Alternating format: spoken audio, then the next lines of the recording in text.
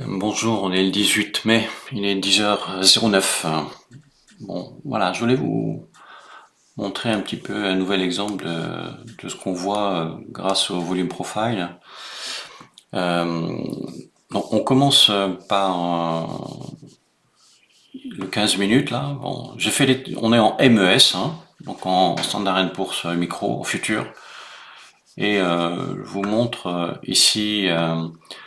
Donc on voit très bien le MACD, ok, et puis on voit très bien qu'on a été sous la bande des 30 ici, et puis depuis ce matin, voilà, on est très légèrement ascendant avec des bougies vertes, et puis un RSI aussi qui progressivement monte. Voilà.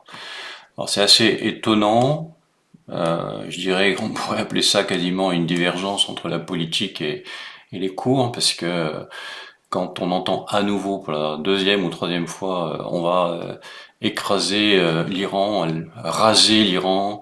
Voilà, quand on voit le pétrole qui est à 111, 112 dollars, quand on voit les taux qui ont tendance quand même à se augmenter aux États-Unis, on se dit que le marché américain, ok, d'accord, et on va peut-être avoir avec la hausse du taux, une amélioration et un renforcement du dollar, ça c'est tout à fait possible. Est-ce que ça justifie que les futurs augmentent?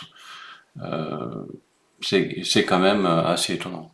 Alors, ça c'est la première analyse. La deuxième chose, c'est qu'on voit très bien ce qui s'est passé depuis lundi très tôt, voilà, puisqu'on a ouvert. Donc là, on est le 15, je vais vous grossir un peu ça. Ok, donc on a ouvert le 18 ici, et puis on a fait quelque chose de logique à la fermeture asiatique, c'est-à-dire en fait finalement une baisse. Hein, voilà. Mais ici, on est rentré dans un range. Voilà, on voit très bien. Je vous le montre à nouveau. C'est une structure de range ici. Ça, c'est un range. Ok. Et puis, à 8h30, les Anglais prennent la main et puis bam, bam, bam, bam, bam, ok. Et puis ils travaillent. On est dans un squeeze MM50, MM20 et puis on travaille cette zone et puis on dit je vais passer, je suis rejeté, etc. Bon. Qu'est-ce qui est intéressant dans cette configuration? C'est de regarder le volume profile intra-bougie. Bon, on regarde le volume profile extra-bougie, c'est-à-dire on voit cette zone ici. Voilà, un volume profile qui n'a pas été beaucoup travaillé, hein, ce qui signifie que les prix sont allés relativement vite de cette zone 4520 jusqu'à 4457 et puis qui sont rentrés dans ce fameux range vendredi et dans la nuit, voilà, fin de semaine dernière.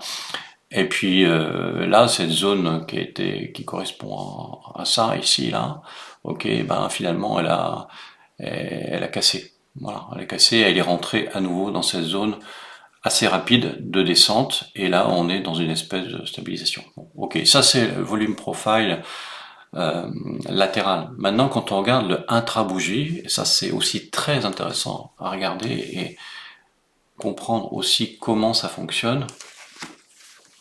Donc, plusieurs choses. Je grossis vraiment volontairement, et vous voyez très bien qu'à certains moments, vous avez ici. Alors, je grossis encore le graphe pour que vraiment vous compreniez ce qui se passe. Que ça soit encore plus gros pour que ça soit plus clair. Voilà, comme ça. Vous voyez bien qu'ici, dans cette zone, vous avez des échanges acheteurs-vendeurs. Ici, entre ici et ici. Comme par hasard, sur cette ombre ici, d'accord? Ici, vous avez quasiment rien, d'accord?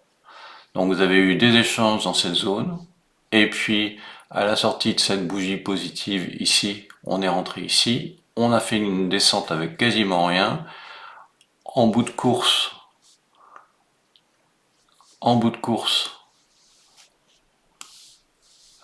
ici, alors il faut que je me remette au bon endroit parce que j'ai glissé,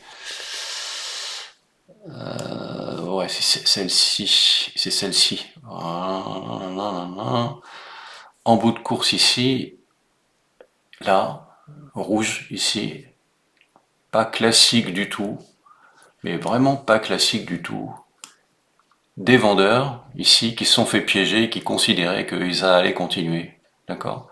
Et puis parce qu'on a une verte hein, ici, hein. Donc on rentre ici, on, on descend tout ça, puis on remonte et on refait des échanges ici. Donc ce mouvement est un mouvement sans volume, sans acheteurs, sans vendeurs, avec très peu d'acheteurs et une absence de vendeurs. Absence de vendeurs ici. Et là, regardez celle-là. Idem, des échanges, des échanges, des échanges. On fait un pic. Ici, on est toujours dans du négatif. Hein. Alors, il faut aller regarder le volume delta, le cumulatif delta. Un pic ici sur le POC quasiment. Très peu d'échanges pour finalement revenir sur un échange en extrémité de bougie, ici, en disant on est sur une zone, sur une limite, etc. Et on continue. Et qu'est-ce qui se passe hein. Alors ça, c'est le range d'ouverture de ce matin. Hein. Ici, là, voilà, on voit très bien. On se dit bon, on va naviguer tranquille entre ça et ça. Ça fait 40 dollars hein, entre les deux. Donc on se dit on peut sur 40 dollars acheter en bas et vendre en haut. Ok. Sauf que ici, là, tac, ben problème. Et surtout, ok, il y a plus d'échanges parce que ce sont les Anglais qui sont là, mais cette bougie-là, il n'y a rien là. Il n'y a pas grand-chose au milieu pour que ça bouge. Ici, on a un énorme trou aussi de transactions. Voilà. Donc attention, c'est à nouveau pour attirer votre attention que euh, les échanges et les traitements, les prises de position et les sorties de position doivent tenir compte de ces variations de prise de volume. Parce que dans ces zones, vous avez des accélérations importantes et vous risquez de vous faire piéger. Vous faites piéger entre ici 4000, 7400 et ici 7390, ça fait 10 points. 10 points, ça fait 50 dollars là. Ici. Là, vous avez 50 dollars.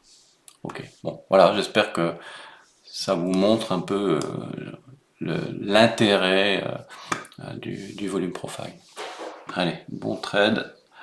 Soyez prudents, la situation est un peu compliquée.